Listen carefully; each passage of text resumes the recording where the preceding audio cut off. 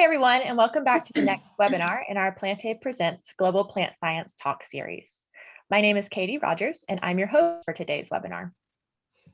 This webinar series is brought to you today by Plantae, the open online community for plant scientists powered by the American Society of Plant Biologists. I would like to give a special thank you to all of our ASPB members who are attending today. Your ASPB membership dues help support and make these webinars possible. For any of you who have not yet joined ASPB, you can join today and use the code DISCOUNT10 or presents10 to receive a 10% discount on registration. ASPB members get early access to these seminars.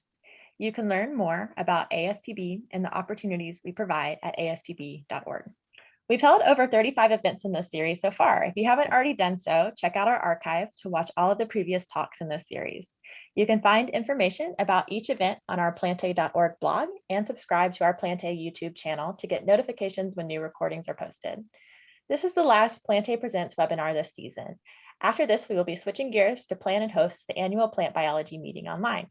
I'd like to encourage you to check out the lineup for the 2021 Plant Biology Worldwide Summit. Submit your poster abstract and register today.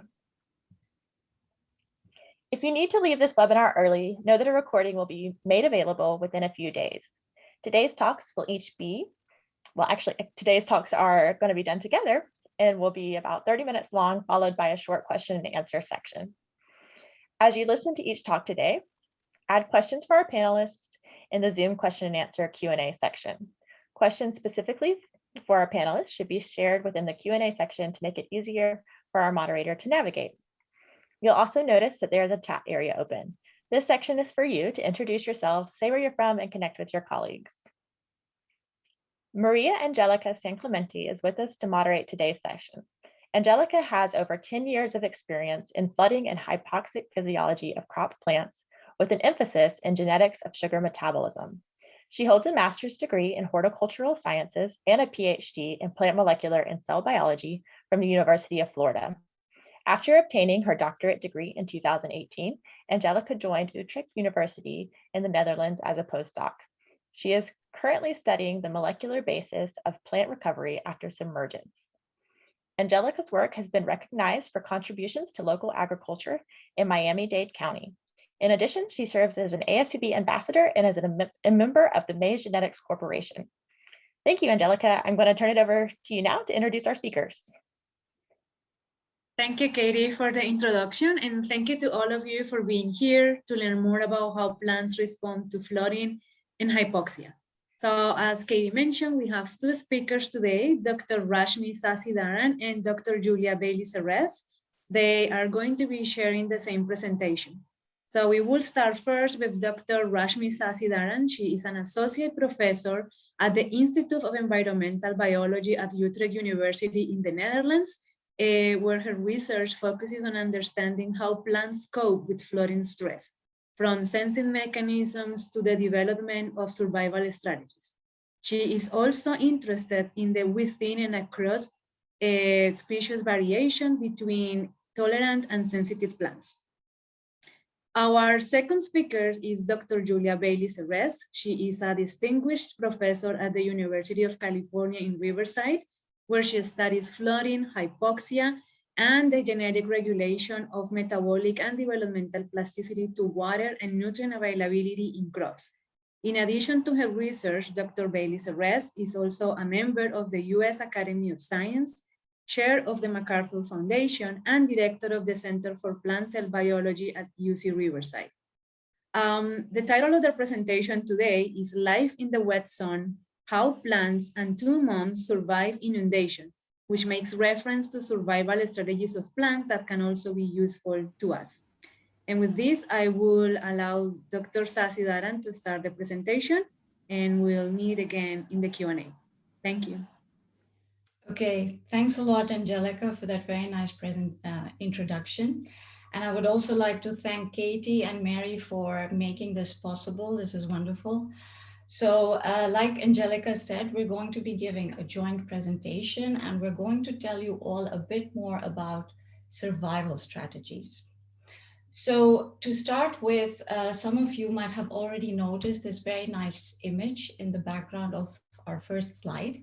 And this shows a flooded sugar beet field.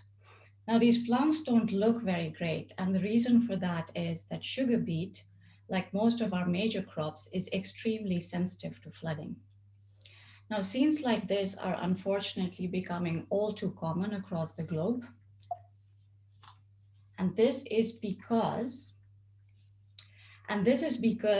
with the increase in global warming and warming temperatures, precipitation events leading to flooding are going to become more and more common. And because of this, crop production is in danger. And to drive home this point, I have a graph here which shows the financial losses due to crop devastation by various environmental factors. And you can see the red bars, which are for flooding. Flooding by itself accounts for 30 to 50% of all crop losses. So then the question is, why is flooding so harmful to plants? Now, the aqueous environment severely reduces gas diffusion. So gases diffuse 10,000 times slower in water than in air. And we all know that gas exchange is extremely important for plants. So the reduced diffusion of gas will cause one consequence, which is that there will be a reduced availability of oxygen.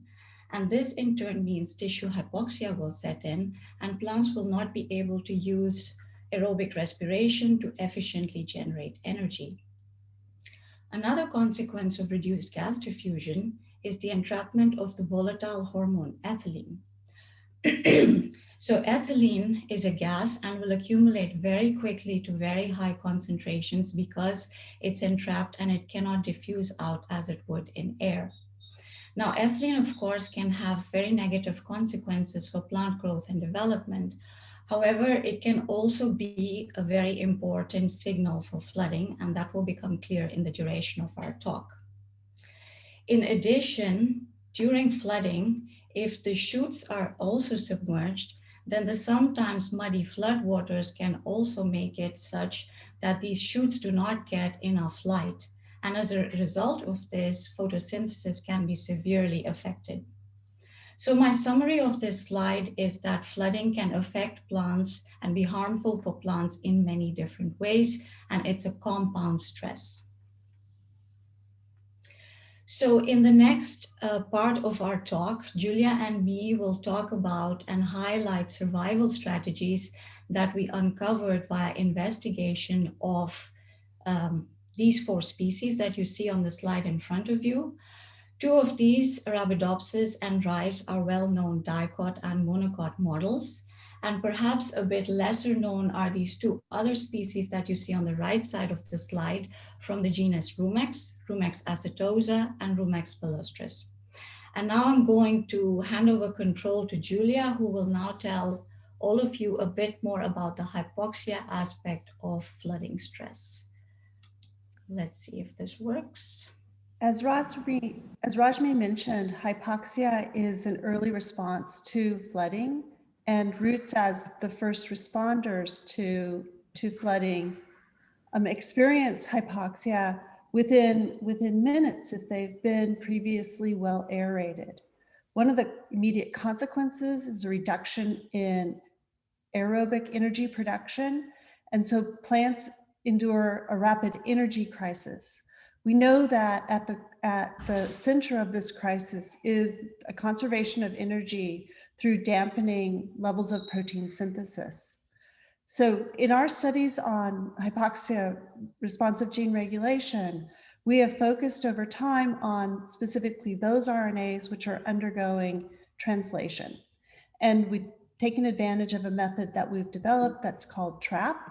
And through the use of TRAP, as well as other assays of gene regulation, we've been able to identify that in Arabidopsis across tissues and cell types, there is a core response to hypoxia that includes genes that are important for enzymes encoding anaerobic metabolism, controlling ROS regulation, ethylene processes, nitric oxide scavenging, as well as many transcription factors, and a whole host of proteins of unknown function.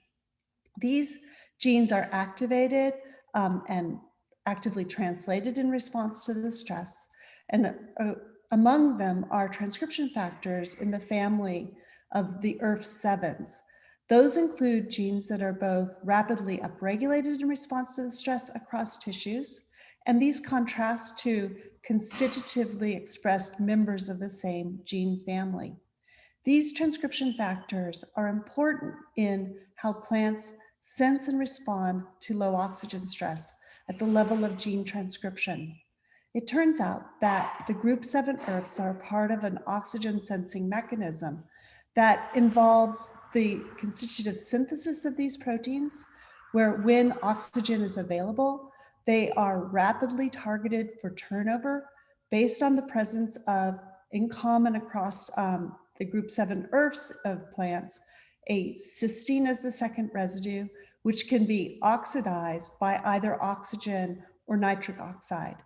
As plants endure this decline in oxygen availability, this pathway, which ultimately leads to 26S proteasome-mediated turnover, is attenuated, and these transcription factors can accumulate in the nucleus and upregulate genes via binding to the cis-regulatory element that we call the HRPE. This activates most of the core response genes that I mentioned on the last slide, including, for example, genes of anaerobic metabolism, as well as a gene that's important for limiting levels of nitrogen. And so, in other words, dampening the turnover via nitric oxide, and also activating a negative regulator of ERF7 activity, so balancing the response, and then also activating genes that were originally proteins of unknown function called plant cysteine oxidases, which catalyze this conversion to the destabilized group 7 ERF. So as I've just described, hypoxia activates transcription primarily by a group of genes that are important in controlling and balancing the stress, and their activation requires that oxygen levels decline. Recently, with a group of wonderful collaborators, including several women, Siobhan Brady, Nilima Sinha, as well as Roger Deal, we looked across plant species to see whether or not there was conservation in the response to low oxygen stress, and by using submergence, also the response to ethylene. So with 4 species, rice medicago, Solanum lysopersicum, and the wild Solanum pinelii, which is an upland tomato species, we looked at the response to a very short period of flooding, so 2 hours. And in this study, we delved very deeply into gene regulation, looking at both chromatin accessibility, as well as multiple levels of gene regulation, including, as we did with Arabidopsis, looking at those translated mRNAs. In this evaluation of gene regulation, we're able to identify that across these species, there are groups of genes of families that are orthologous across these species. And amongst those submergence upregulated response families, we identified 68 families that were conserved across species. These include a number of the core responsive gene families that were observed in Arabidopsis, but also expanded our knowledge there.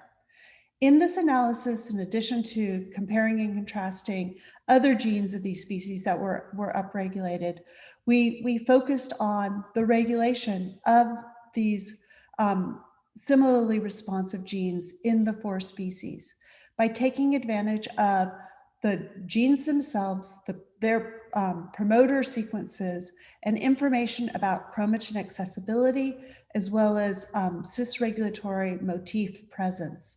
So in this bioinformatic pipeline, we were able to identify 4 different cis-regulatory elements, including the hypoxia response element that I mentioned the group 7 ERFs bind to. We were able to identify these across these species as being important for regulation of the upregulated genes.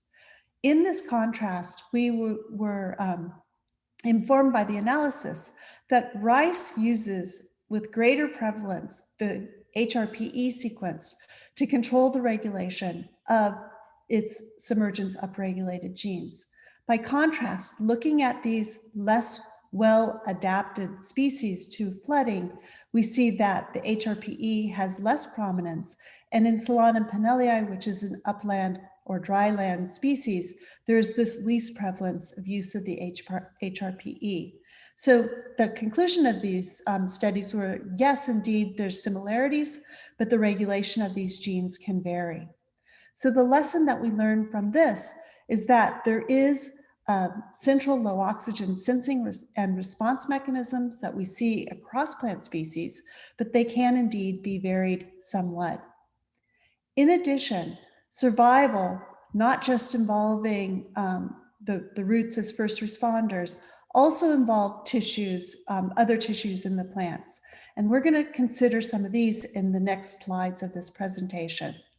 So first of all, the mechanisms of the root and the shoot need to have some level of protection due to a flooding event, whether it's waterlogging or submergence.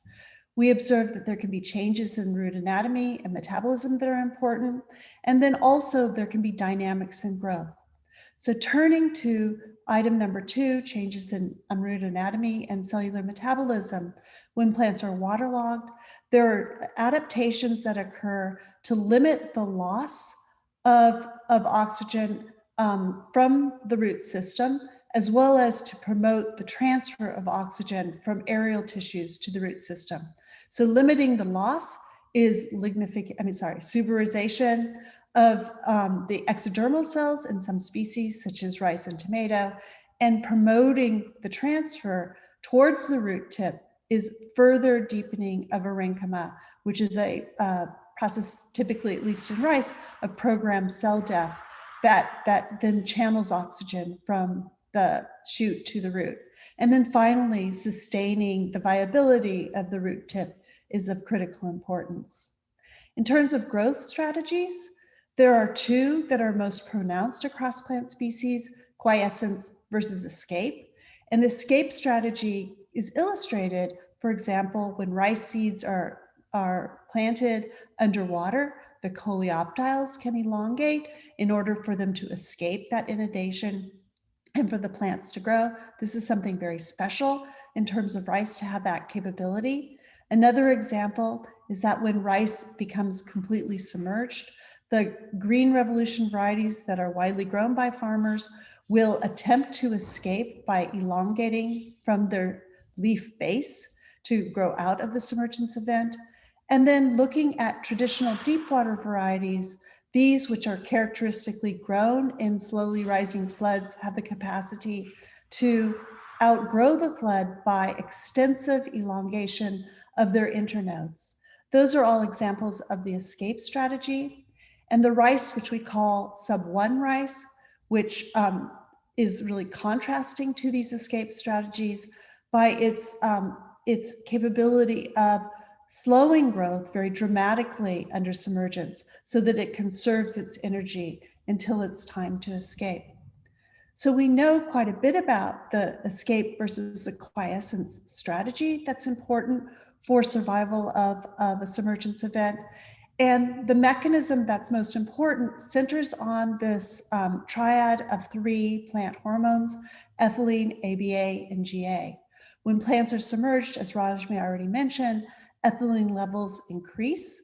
A consequence of this is activation of an enzyme that catalyzes abscisic acid. The reduction in abscisic acid fosters the accumulation and function of gibberellins, which can promote the consumption of leaf carbohydrates that ultimately fuel the elongation growth of leaves. Based on studies primarily done in my lab, in terms of quiescence, the same pathway is important. The sub-1A gene, which is the key regulator of quiescence, is activated by ethylene, and its activation dampens the biosynthesis of ethylene. ABA levels go down, but at the same time, what we observe is that leaf carbohydrates are conserved, as illustrated here by this graph from a publication in 2006 by Takeshi Fukao. But at the base of this is that sub-1A activates transcription factors that put the brakes on GA responsiveness. And so thereby this dampening of these genes, slender leaf rice 1 and slender leaf rice like 1's accumulation, we observe that this quiescence strategy really functions via this dampening of GA responsiveness. Work from Moto Ashikari's lab in Japan has contrasted then the response of deep water rice varieties, which again act within this central triad with ethylene upregulating genes called snorkels, and these promoting GA responsiveness. At the same time, these varieties lack the semi-dwarf mutation that's associated with Green Revolution short stature rice. These promote high levels of bioactive GAs, which promote elongation of underwater internodes.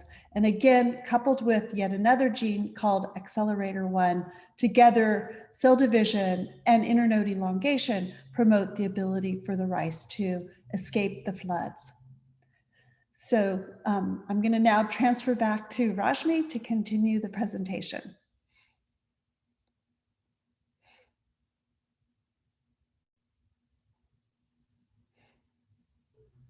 Sorry, I just lost my cursor there.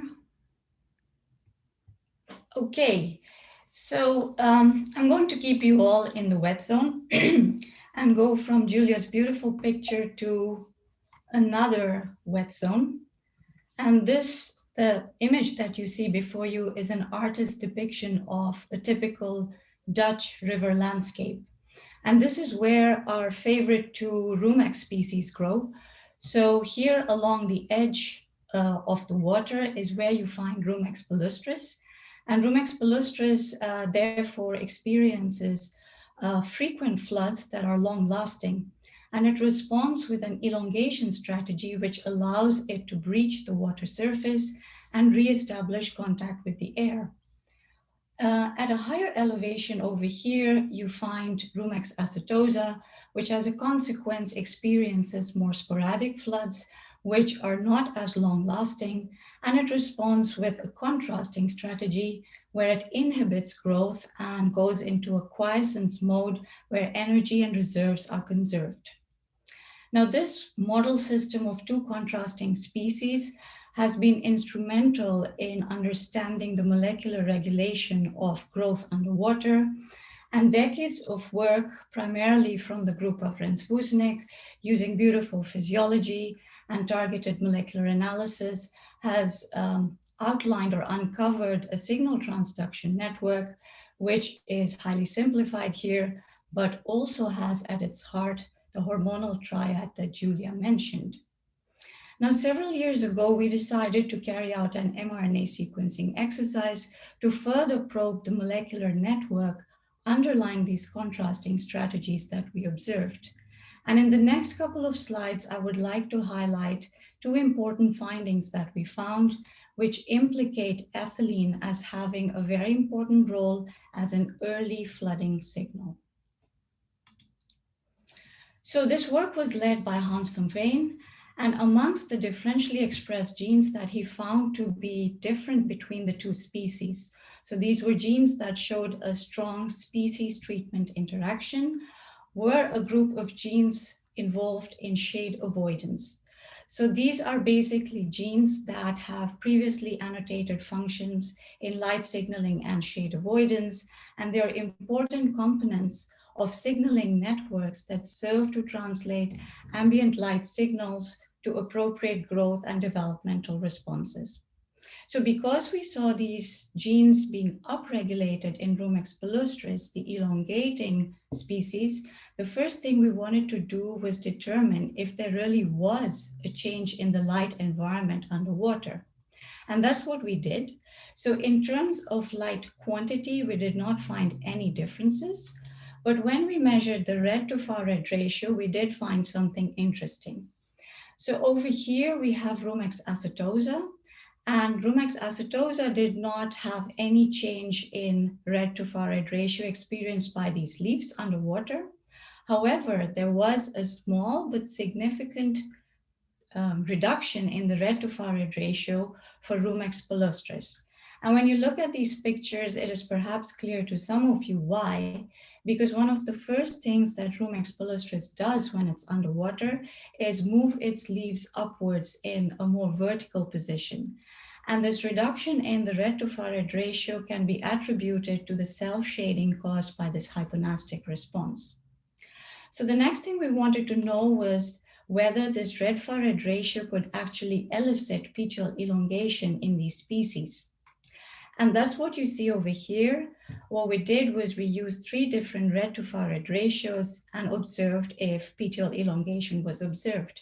And what you see is that compared to the control values at the red to far red ratio that we found underwater, neither of these species were able to elicit a petiole elongation response.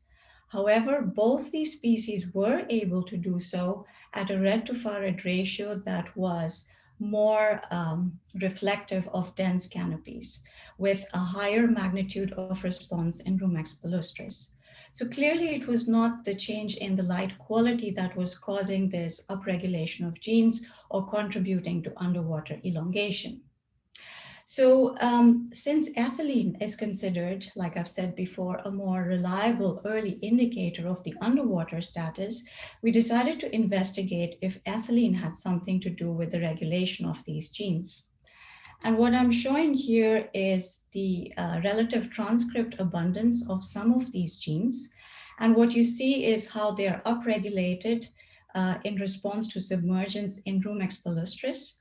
But if you apply an ethylene perception inhibitor, 1-MCP, to these plants, then the submergence-mediated upregulation is completely gone.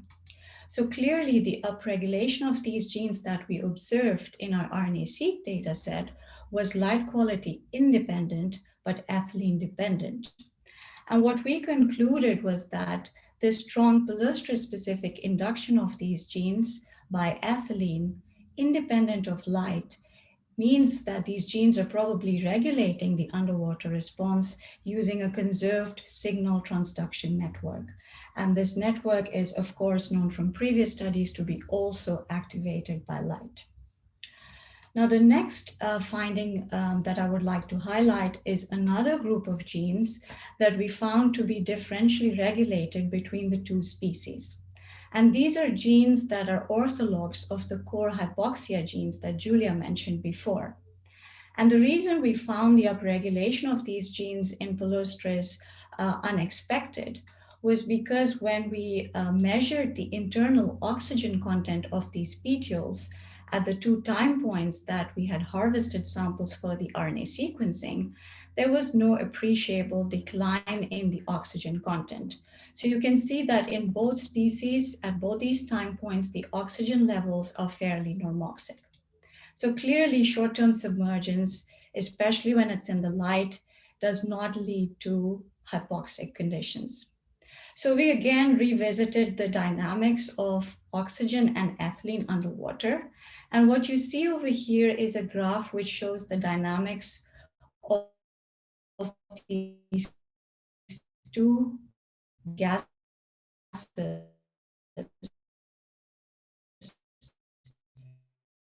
when a plant is submerged. So ethylene, like I mentioned several times, fairly quickly, but the decline in oxygen can be much more slower, especially if plants are submerged in conditions where, in addition to,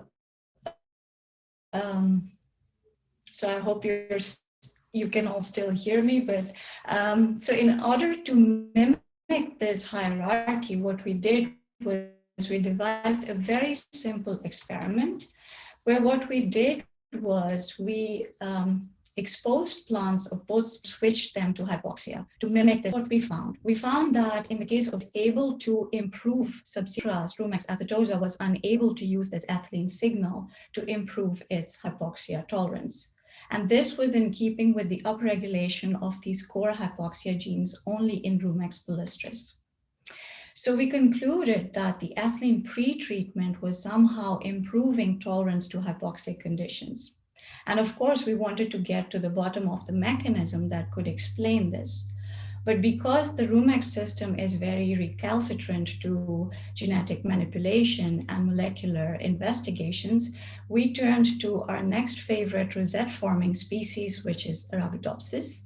And the first thing we did was repeat the same experiment. So what you see over here are Arabidopsis plants that were exposed to either air or ethylene, and then subsequently shifted to hypoxia. And you can clearly see that the ethylene pre-treated plants do way better than those that did not receive ethylene. So clearly Arabidopsis also showed the same phenomenon.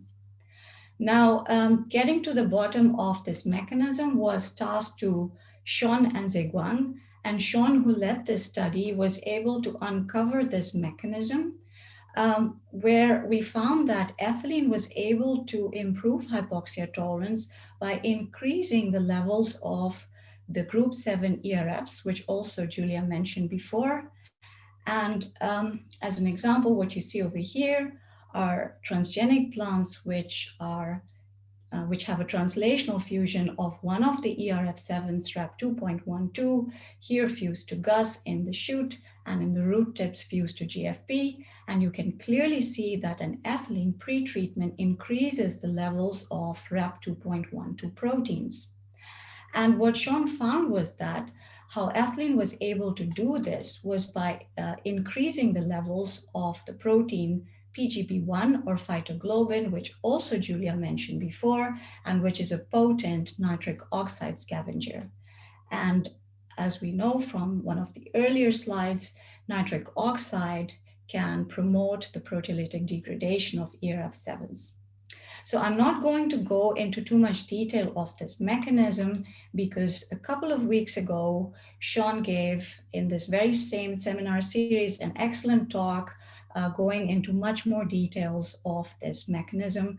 And I highly recommend that those of you who are interested watch that recording. With that, I would like to come with our next inundation survival lesson, which is, it is a good idea if you want to survive stress to read the stress signals and try and prepare ahead for more severe stress situations. Now, keeping with Arabidopsis, I would like to point out that Arabidopsis is actually quite flooding intolerant. And this graph I have over here shows how intolerant it is in comparison to Rumex acetosa and Rumex palustris. However, despite its sensitivity to submergence, Arabidopsis accessions show a considerable variation in their tolerance to complete submergence. And that's what you see over here for close to 100 accessions. And this ranking is based on a parameter known as LT50, which is the number of days after which 50% of the population is dead. And this ranged from 4 days for CBI to 11 days for C24. And this work was carried out by Divya Vashisht, who also found that this variation could not be explained by the internal oxygen content of these plants or their initial carbohydrate reserves, both parameters that have been known to be linked to flooding tolerance. She also found that tolerance was inversely correlated to the ability to elongate underwater. As an example, I have here PTL elongation rates for 2 extreme accessions, CVI and C24, and you can see that CVI continues to grow as if it's in air, whereas C24 significantly inhibits PTL elongation underwater. Now, to probe this variation further, we characterize the early molecular response to flooding acclimation in a subset of accessions, shown over here, which are from both ends of this tolerance spectrum. So I'm going to go into a couple of highlights of what we found from this. When taken the transcriptome response as a whole, we found that the molecular response to submergence was largely conserved across the accessions. However, when we treated the accessions as 2 separate tolerance clusters, we were able to identify a handful of potential tolerance genes. And these genes were primarily genes that were associated with growth promotion in the sensitive accession and growth and energy conservation in the tolerant accessions. And this is perhaps not surprising in the light of also what Julia highlighted earlier on in the talk, that a conservative mode of growth is highly beneficial to survival. Now, amongst the potential tolerance genes was a gene known as pyruvate orthophosphate dikinase, or PPDK, which catalyzes this reversible reaction. And this gene was upregulated very strongly and early on in the tolerant accessions and not so much in the sensitive accessions. And this gene PPDK is induced in response to hypoxia in several species. And its relevance to hypoxia is attributed to its role in the low oxygen induced switch to inorganic phosphate dependent glycolysis, because that then conserves ATP. However, another role for PPDK can be in the process of gluconeogenesis, which is the synthesis of sugars from alternative sources such as lipids or proteins. And although this has not been explored so much, it has been implicated in a gluconeogenic route in seed germination and seedling establishment, where it allows the utilization of pyruvate from protein breakdown for making sugars. So based on this, we also probed a bit further and saw that the PPDK mutants indeed did worse than their wild type counterparts. And when we pulled out all the gluconeogenesis associated genes, we found that indeed, based on the upregulation of several of these genes, there was evidence that gluconeogenesis might be of relevance in the underwater response. So clearly, the ability to utilize and mobilize alternative carbon sources is also beneficial underwater. And that brings me to the next inundation survival lesson, which is that the ability to strategically manage your reserves when that is in short supply is very, very important. And with this, I will hand control back to Julia for the next part of the talk.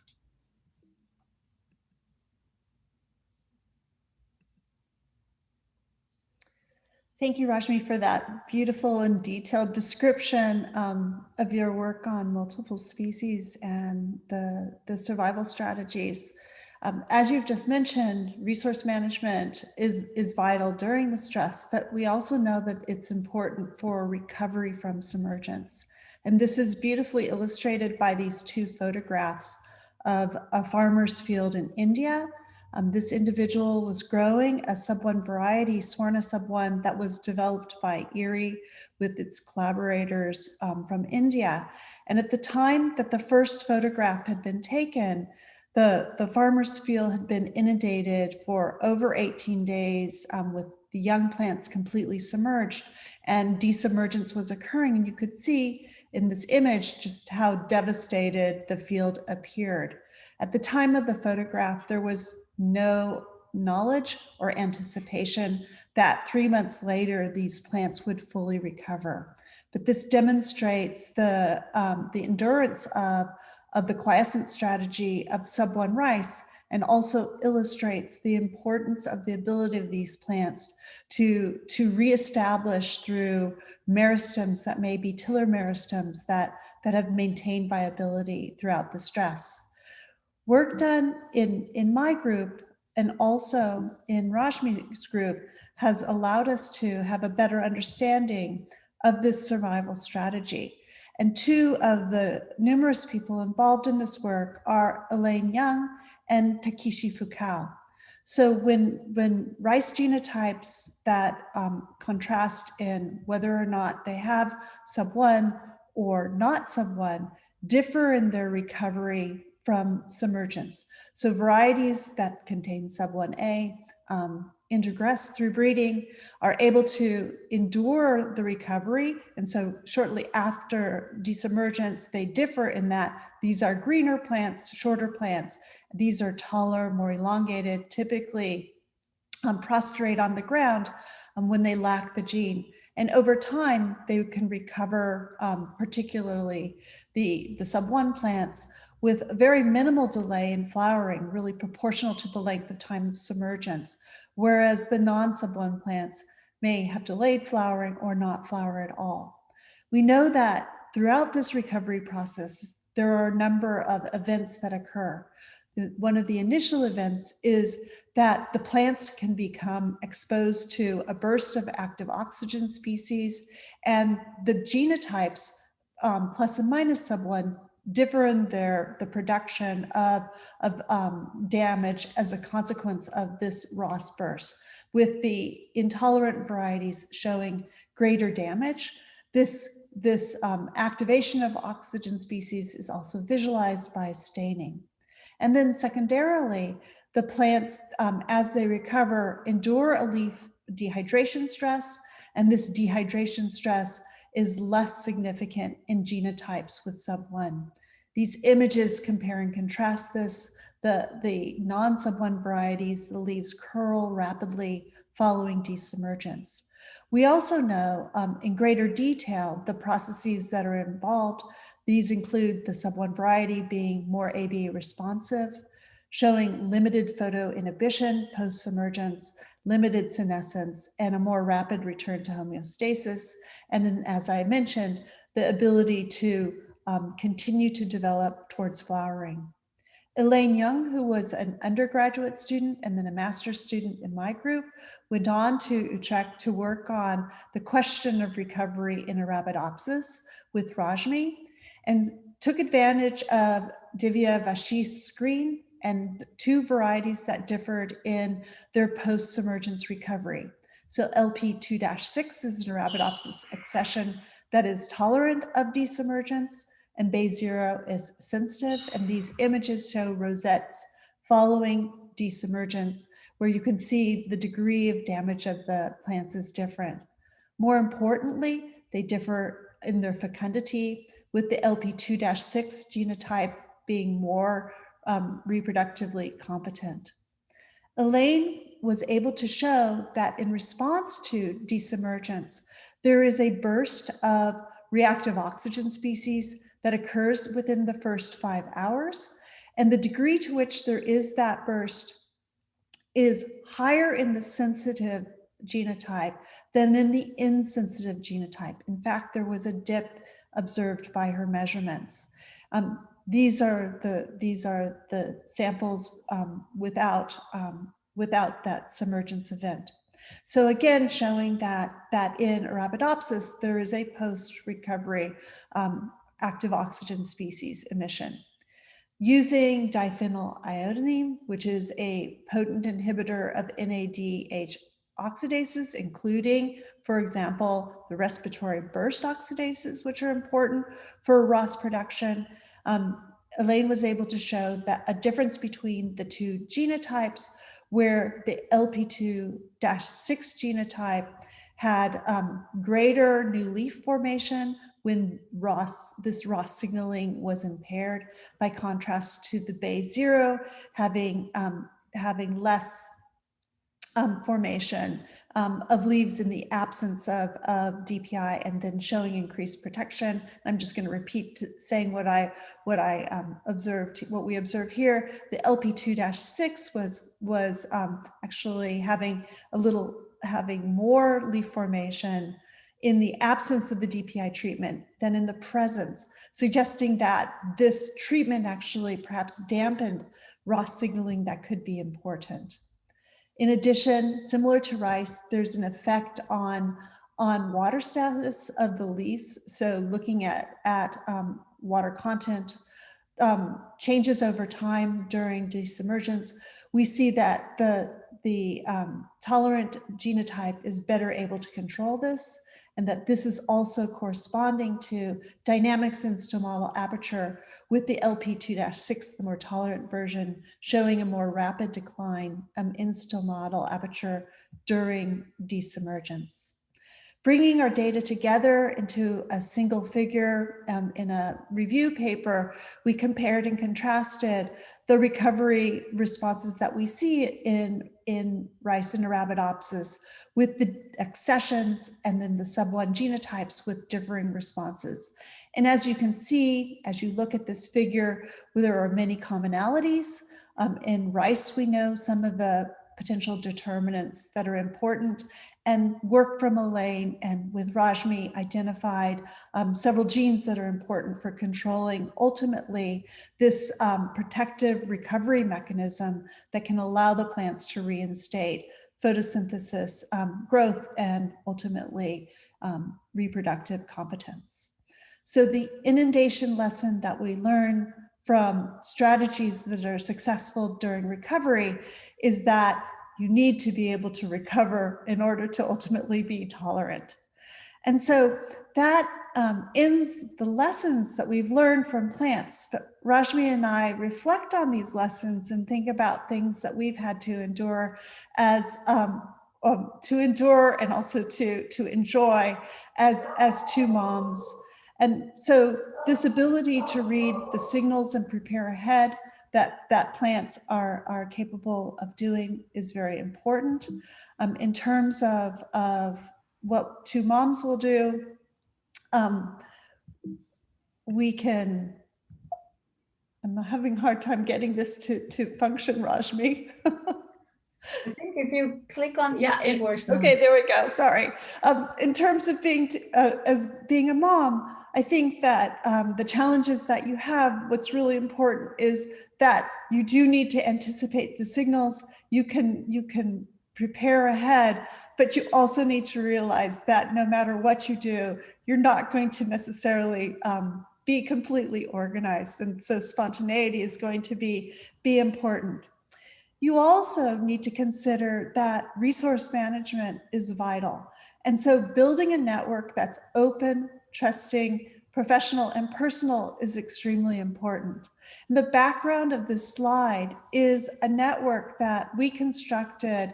I am here and Rashmi is here, but this is a network that we constructed that's our scientific network, and we've just included the women in our network. We haven't had the opportunity to mention all of the names of the individuals that contributed to this work, but many of them were women and quite a few of them also are moms. And so we have built this network scientifically, but our network also extends personally well beyond these individuals. And importantly, not included in this network are other individuals, particularly men. And so in terms of plants, we know that the microbiome can be very important for enabling the plant to endure a stress, whether it is drought or potentially also dynamics within the roots, within the wet zone. And I think it's really important for us to emphasize that we as individuals have had to learn to delegate. One may feel very competent and always capable and easily give work to others. But Rashmi and I have both learned is that you learn to delegate, and you also learn to the individuals that you can delegate certain things to, just because it's within their ability to really help out. And so I just want to emphasize that part of our delegation strategy is one that's really due to good fortune, and that is that we both have incredibly supportive spouses. And so at this point, I'm going to turn things back over to Rashmi to finish this perspective on how moms have learned both from plants and also experience. Okay, so I'm just going to go over the last 2 points that remain on the slide. And that is the part about recovery. And I think I actually don't need to say this, but I think all of us, whether we're moms or not, we know that after a period of stress, it is so important to unplug and recharge. And when I say unplug, I really mean disconnect from work completely. And at least for me as a mom, this recovery period works extremely well when I spend it with my husband and my daughter and do things that we enjoy the most and things that are completely separate from work. And I fully endorse this because at least for me, this period of recovery helps me be much more productive after. So it works.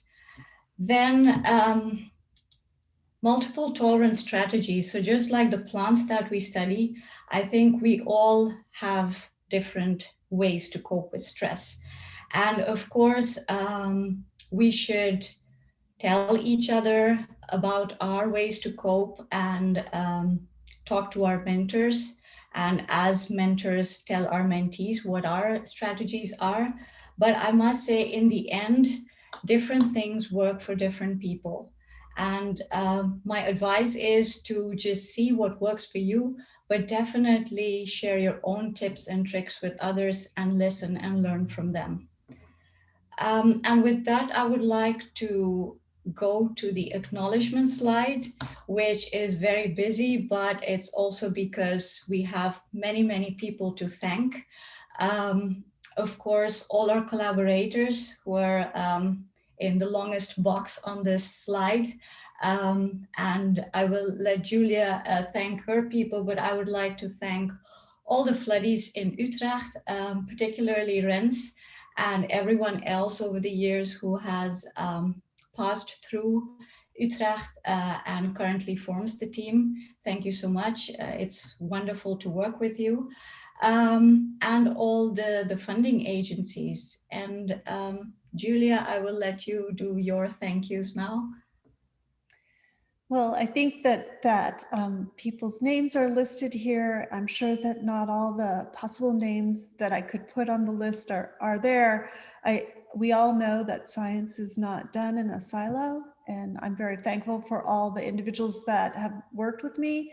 And I want to say that perhaps this hasn't been really clear here, but a lot of the work that I've been doing on flooding since the mid 2000s, so I would say since 2008, has been with a really nice linkage with the group in Utrecht.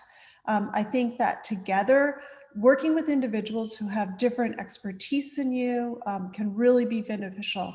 And the group in Utrecht, in the time when I started with them, were truly ecophysiologists, and over time, it's really a delight to see how that they have really integrated a lot of gene regulation work. And Rashmi described, for example, the project on Rumex, and where they did RNA-seq, where there was no genome sequence, and so that was really a labor of love and illustrates what can be done.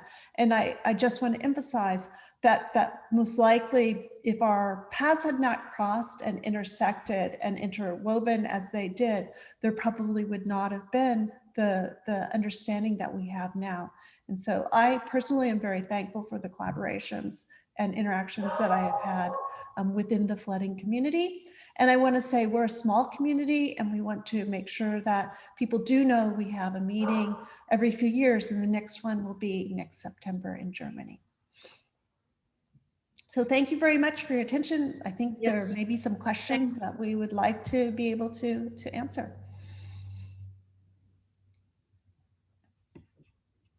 Angelica, I think you're muted.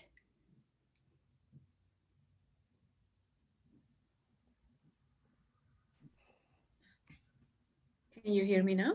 Yes, yes. Yeah, we have one question. So the question is directed to me, and it's a question about whether or not there's any mechanism where both sub 1A and the snorkels are working together simultaneously or in combination. That's a great question. The genotypes that have the snorkels are the deep water rice varieties, and those typically do not have the functional sub 1A gene that determines the quiescent strategy. There are multiple alleles of sub 1A, And typically the snorkels in the sub-1A, that's the sub-1A-1 allele, are not found at the same time. But it's a really interesting question, what would happen if you put the two together, which strategy may play out. And most likely you will have the pronounced internode elongation, which is really driven specifically within the nodes of the plant, but you could possibly have some consequences on leaf elongation, which appears to be a trait that's what's governed by sub-1A. So thank you for that question. And I see the next question is about ethylene and NO from Susanna. Hi, Susanna. That's a question that we also ask ourselves a lot. What the role of nitric oxide is and how it links to ethylene, because in the literature, there's quite a lot of contrasting reports. And of course, in our system, we showed that ethylene actually scavenges nitric oxide via phytoglobin, but there are reports of nitric oxide also affecting ethylene. And I believe that the differences come primarily because of the setting and the tissue. So it all comes down to the dynamics of the two gases and the context of the flooding as well. And I think there also is where the challenge lies, the measurement of nitric oxide at maybe the cell type specific level, and also for ethylene. And I think if we can do that, we can also untangle the effects of the two in the context of hypoxia and flooding better. And I think the next question is about I'm wondering whether if Rumex utilizes a quiescent strategy. Yeah, so Rumex acetosa displays the typical quiescent strategy, so it inhibits growth underwater. But if it's similar to that in rice, which uses a sub-1A dependent pathway. So in terms of the genetic locus that controls that, we do not know what it is in Rumex, simply because we've not been able to probe that or explore that in the manner that it was possible in rice. So we do not know. But downstream, yes, much of the metabolic responses appear to be similar to what sub-1 rice demonstrates. Right, so the next question is about parenchyma in plants, and parenchyma is quite often found in plants. There are several different types of parenchyma. I want to just highlight that parenchyma are constitutive in rice. They are further developed in roots that are waterlogged. And so we see both constitutive and conditional dynamics in parenchyma across species. Arabidopsis does not have the functional parenchyma for the most part, although there may be some exceptional cases. The next question.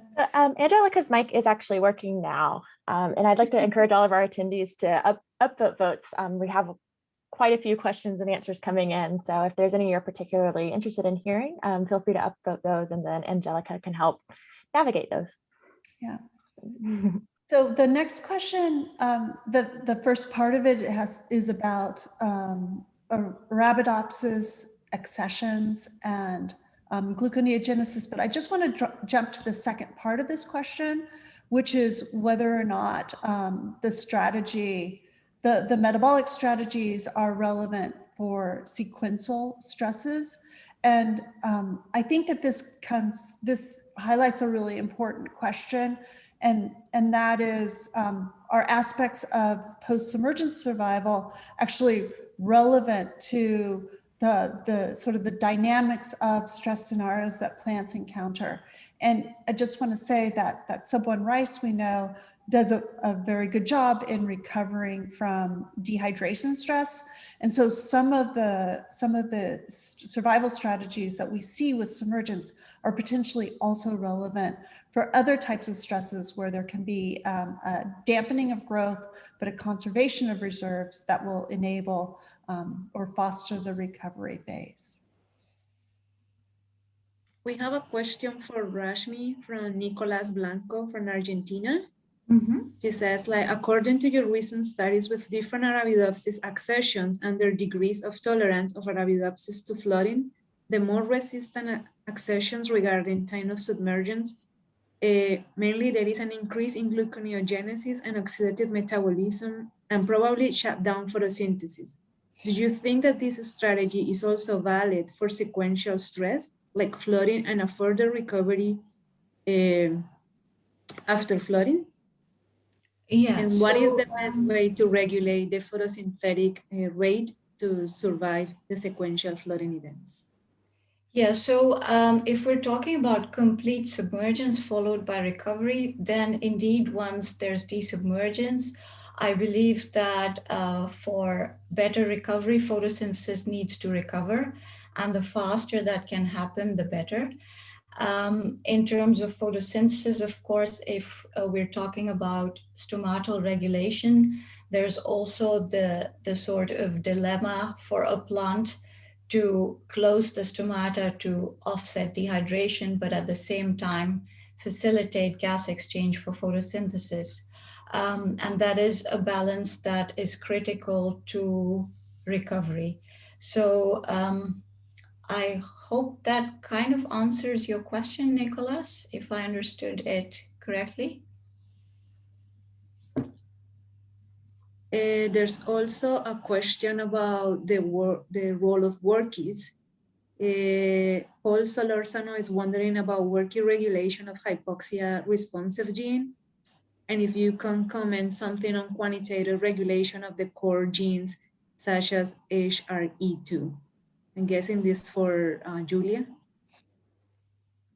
So there are a couple new papers on the roles of workies in both Arabidopsis and rice in terms of hypoxia responses. And so I would just suggest that Paul, that you look into the literature for that. We in our group haven't really delved into the function of the workies, and I think that's the place to start if you're interested.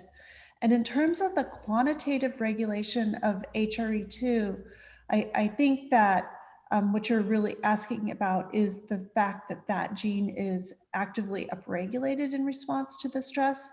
And we do know that there are distinctions between the constitutively expressed group 7 ERFs and the 2 induced ERFs in Arabidopsis. So there are 3 that are constitutive or also regulated in some cases by ethylene.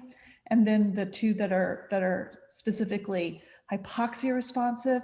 And so HRE2 is a hypoxia responsive ERF, and its function is generally considered to be the same as the constitutively induced ERFs, but there are some subtle differences in terms of the motif to which they bind. It's binding, at least in vivo, to a more canonical ERF binding site. And so I think there is more to be learned there. So I know I didn't answer directly your question, but I'm just encouraging you to consider this topic if it's something you're interested in. Next one is for Rashmi from Alex Borowski. Why do you think the ethylene priming effect is conserved even in the less tolerant Arabidopsis, but not both rumex species? Do you have any sense of the broader evolutionary pattern of this effect? Yeah, that's a very good question. Yeah, so when we first found this effect in rumex, we thought that maybe it's something specific to tolerant species, but obviously that's not the case. And in fact, we also find this in species such as potato, that they're able to benefit from the ethylene effect. So in that sense, we've not been able to find a pattern linking to tolerance. But having said that, I believe this might not be something that is purely restricted to flooding tolerance, because one of the aspects that I didn't show is that ethylene can also, so an ethylene pretreatment, as it were, can also improve oxidative stress tolerance. And that has also been linked to an improvement in salt tolerance or salinity tolerance. So it could just be that, and And exposure to ethylene, which is a stress hormone in a lot of situations, confers a broad spectrum of tolerance that is an element of several stresses. However, there could also be an element of sensitivity involved because in the case of submergence, of course, we have ethylene going to very high concentrations, which is something specific to submergence and is not there in other stresses. So as of now, I don't really have a clear answer to your question because I don't know. We have another question about how plant microbiome can assist the plants during recovery. Any signal crosstalks? So I haven't really stepped into the microbiome world, but I can imagine that the microbiome might have an essential role for recovery because, of course, it's well known that they can modulate the endogenous hormonal levels in plants. So there is a possibility for the microbiome to modulate several aspects of recovery and actually assist in a more superior recovery of plants. But as far as I know, I don't think there has been any published work on that, but I could be wrong. Yeah, I also want to say that's a very thoughtful question, and it's very clear that the microbiome will be changing dynamically. In response to a flood, there's going to be a disturbance of the microbiome, particularly for those microbes that are oxygen dependent. And so I think it's a really interesting question. Somebody should work on that. Yeah. I think we still have time for one or two questions. Here they are wondering if ABA treatment can increase the tolerance of submergence. I can say something about ABA and Arabidopsis, and which is that there's no clear answer because I think it's linked to different aspects like sensitivity and endogenous levels, and also that ABA regulates different aspects that are important for submergence tolerance. So I'm talking about senescence or the regulation of stomata and even the root hydraulic conductance. So I don't think it's such an easy question to answer in terms of yes or no. So I would say it depends on what specific aspect you're talking about. I don't know, Julia, if you would like to add to that or... No, I think that's fine. Yeah. And I think the last question, also from Suzanne Pauls, early indications that Rashmi discussed were some conservation, but that still many unique regulatory mechanisms might be present. How do you think the investigation into this can be translated to non-model crop plant species? Do you think there are useful methods that can be easily employed to investigate this further? And I think she is referring to the conservation in flooding responses and strategies. Yeah, so maybe I can take an example of really, for example, the ethylene enhancement of hypoxia tolerance we see, where you see that the induction of phytoglobin is really key to ERF7 stabilization. So if you take that as an example, if we could figure out how to make PGB induction as sort of on and off state in sensitive species that are not able to do this, then that would be a good way to conditionally have this protective effect when the plant needs it. So that would be one way to translate or transfer to species that lack this particular mechanism of protection. Oh, I think that was the last question. Yes, thank you, Angelica, for all of the great moderation. Thank you, Rashmi and Julia, for those wonderful talks. It was a great way to end this season of Plantae Presents. I hope to see you all at the plant biology meeting this year. And we'll see you next time. Bye, everyone. Thanks a lot, Katie. Thank you, Katie.